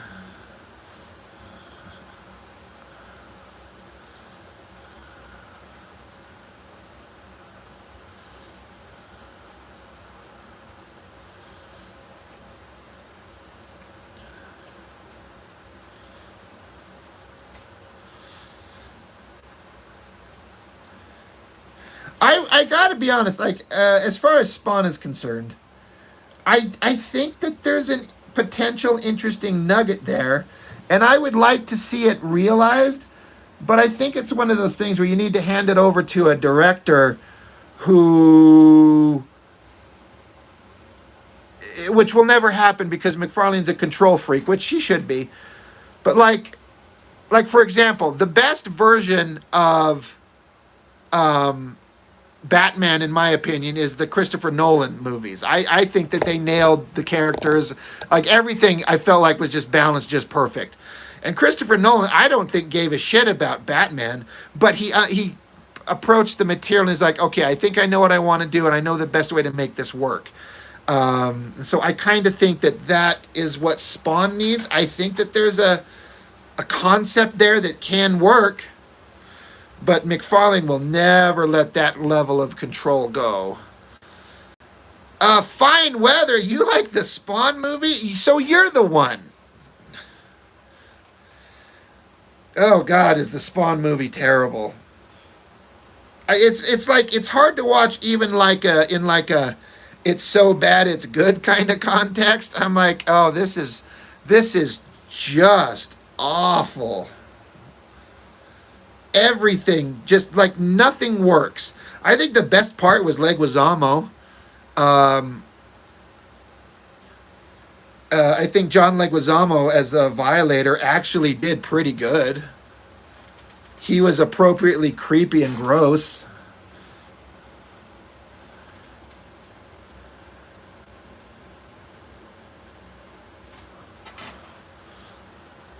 Yeah, the CGI. It's like it's a shame they had to let that movie go out there with that level of god awful CGI at the end of the movie. Like it's embarrassing.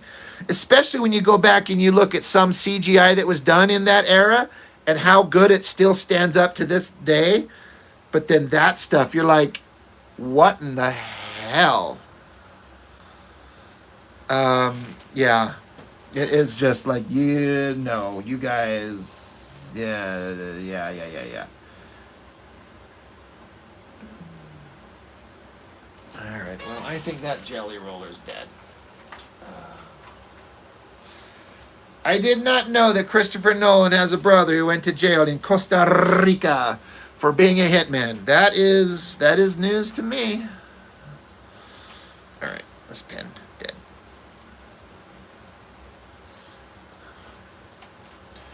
And you know another thing? Here's another thing. All right, I'm going to piss a lot of people off with this one.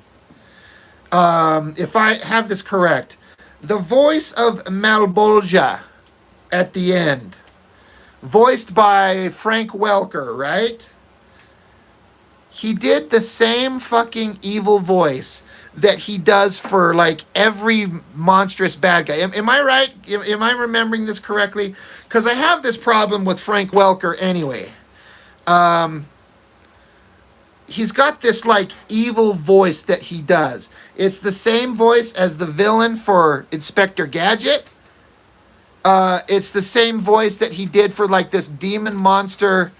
I think it was in Golden Child with Eddie Murphy. It's just the same like evil voice that he does for everybody. I'm like, it's the same fucking evil voice. And it bugs me because it's the same fucking voice. And everyone's like, Frank Welker's amazing. I'm like, sure, yeah, he did Megatron. They're like, that's cool. But good God. And so there's this crappy CGI, and then there's the Inspector Gadget villain voice for the Dr. Claw. Oh, he was a Dino Riders villain too. I wouldn't be surprised that, but it's the same voice. It's like, this is not... I am not into this. All I hear is this same voice. I know this is probably a me problem, as it usually is.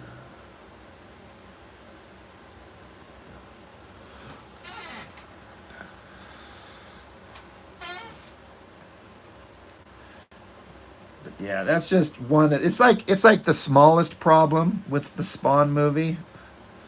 I think the actor Michael Jai White, I think he could have been good in the role. I kind of like him. I kind of wish they could have kept the Youngblood Chapel connection. That would have been cool, but I get why they don't.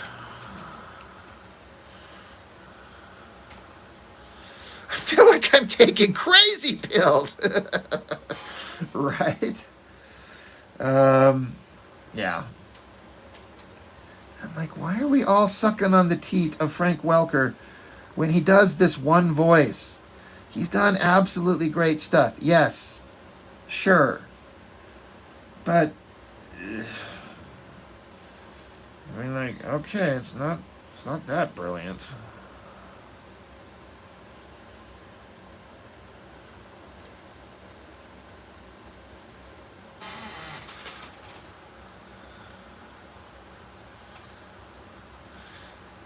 Did he use that voice for Darkseid in Super Friends? Seriously? Oh man, see, he's got one bad guy voice and he just keeps using it. And everyone's like, but it's Frank Welker. He did Megatron. And a million other things, of course. Sure. Sure. Talk amongst yourselves.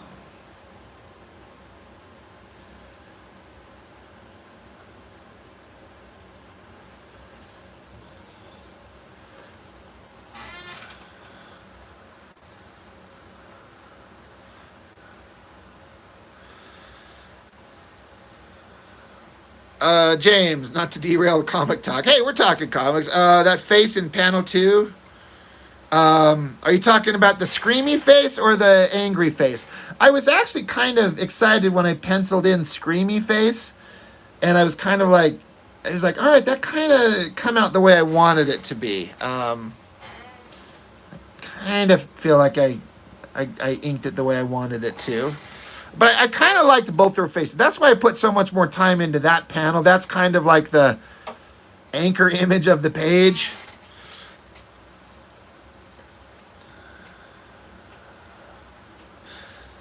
Same with Optimus Prime voice actor. I don't know that I've ever. I mean, if Peter Cullen's ever done other voices, I don't remember. I know he did like the Voltron opening from time long ago. I'm like, that's just Optimus Prime talking. He's telling the history of Voltron. That's awesome.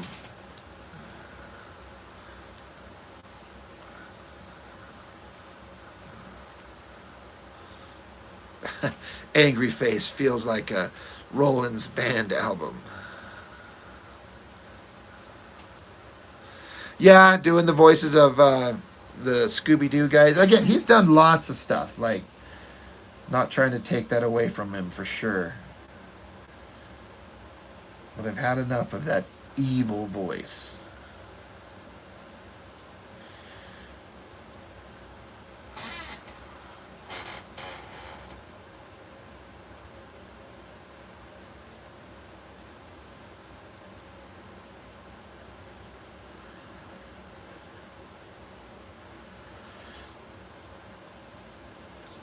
Just about time for me to shut down for the night.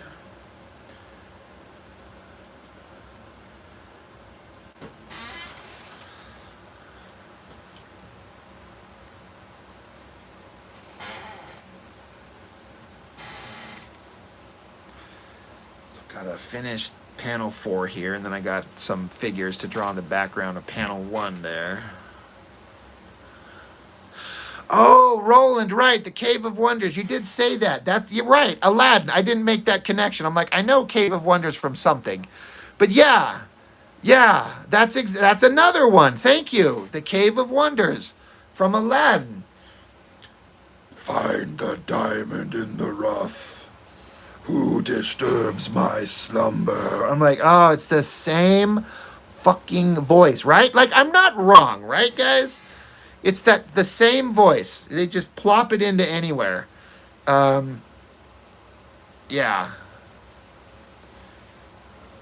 Yep.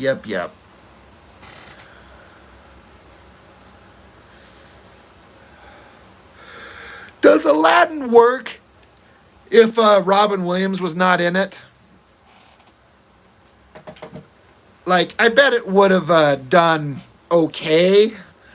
But do you think Aladdin would have not been nearly as memorable if it wasn't for Robin Williams in it? I do the voice well. Thanks. Well, it's kind of like a easy-ish voice to do.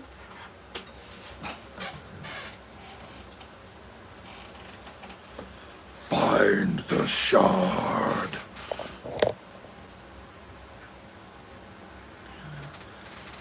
Yeah, not really as well without him. Yeah. Robin Williams kind of made that movie.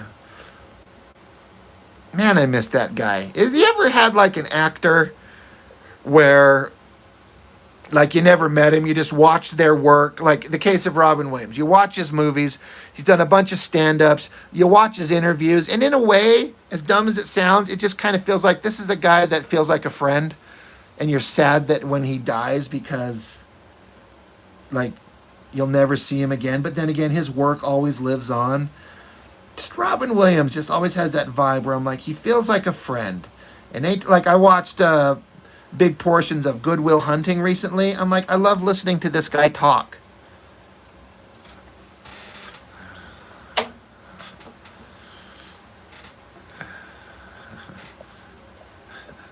F. Robin. There was Gilbert Gottfried. Oh, you're a real good judge of character. Not.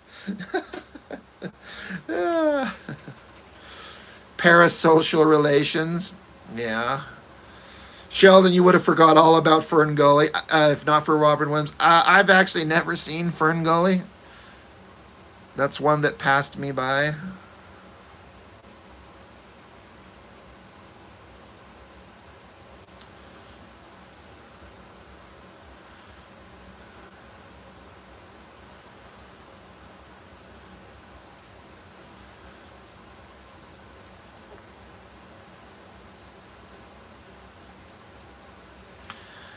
Should see the Robin Williams interview with Bill Winters. I would honestly watch anything that has Robin Williams in it. Anybody ever see that stand-up comedy he did? He talked about, I guess, Scottish guys creating golf. It's like, we're gonna get a stick and hit a ball into a golfer hole. He's like, fuck no. That whole bit with the Scottish guys creating golf is hilarious.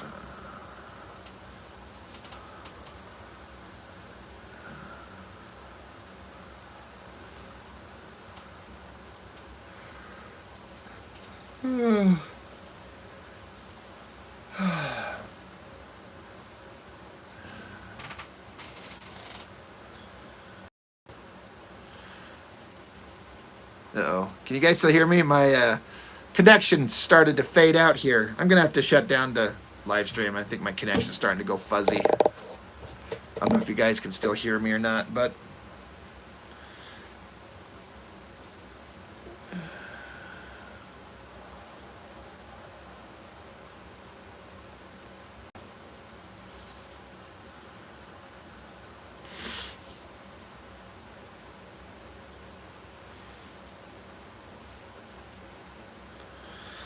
But yeah, guys, thanks for hanging out. I didn't think I'd actually go 2 hours tonight, but I did. It's fun. I appreciate the conversations with everybody. Y'all a bunch of good folks. So I will chat you guys up again soon. Appreciate it as always. So yeah, Byron, Sheldon, Roland, James, fine weather. Anybody I missed. Appreciate it, guys.